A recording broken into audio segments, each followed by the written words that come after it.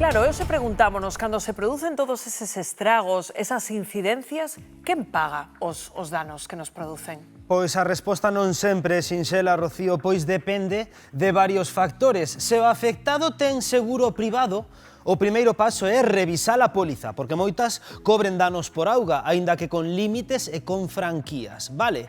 Agora ben, cando falamos de inundacións extraordinarias, entra en xogo o Consorcio de Compensación de Seguros, un organismo público que cobre estes casos sempre que exista un seguro en vigor. O problema é que os prazos non son inmediatos, as valoracións levan tempo e, mentres tanto, son os veciños e os empresarios os que teñen que adiantar os cartos, limpar, reparar e mesmo pechar os seus negocios. E se non hai seguro, pois nese caso só quedan as axudas extraordinarias das administracións ou asumir os gastos do propio peto. Por iso, os afectados reclaman non só indemnizacións económicas, senón tamén unha solución estrutural, porque cando as inundacións se repiten, o verdadeiro custo vai moito máis alá do económico. Imos coñecer o caso de José Manuel, o que se lle inundaron dúas naves do seu negocio de Betanzos.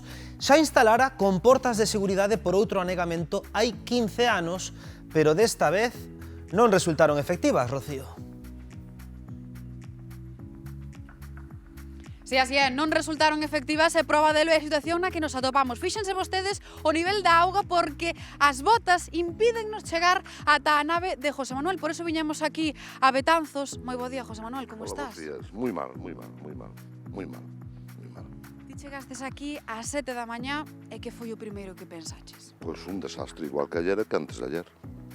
Porque agora o nivel da auga foi baixando, pero que altura tiña a auga cando ti chegaste? Eu cando cheguei aquí aproximadamente tiña 80 centímetros a 1 metro andaba. O nivel da auga vai baixando. Ti canto tempo máis crees que fai falta para que toda a auga termine de sair? Aproximadamente 2 horas e media. Non puideches acceder ainda dentro do almacén? No, están os camións esperando para descargar, están aí, se ven aí enfrente. Non pode acceder nadie, nin empleados, nin eu, nin nadie. De momento nadie. É que estamos aquí, fíxense vostedes a distancia que estamos, pero é que o nivel da auga impídenos que poidamos achegarnos máis a esas naves que temos ao final. José Manuel, e ti pensaches en cuantificar xa as perdas que isto puido ocasionar? Non sei, porque hai que valorar todo, hai que valorarlo xa 2 días e hoxe o que vai haber que non sei, tampouco non sei, imposible, porque eu creo que hoxe ainda hai máis que ayer, pero non sei, non teño ni idea. Pero cales son os motivos que levan a que isto chegue a suceder? As altas precipitacións, o nivel do río, os desagües que non dan levado toda a auga?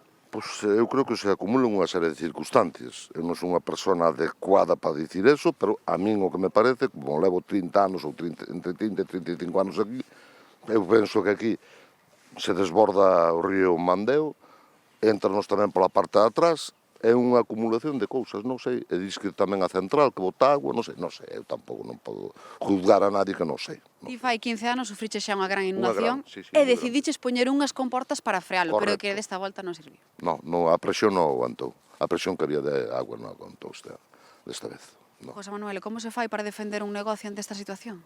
Con moito amor, o que teño, con 73 anos que teño, hai que ter moito amor para facer isto, senón, olvídate. E que nos queda agora? Esperar. Pois, José Manuel, moitísimo ánimo, moitísimas grazas por atendernos. Xa ven, unha situación tremendamente complicada a que teñen agora os donos destes almacéns, compañeiros.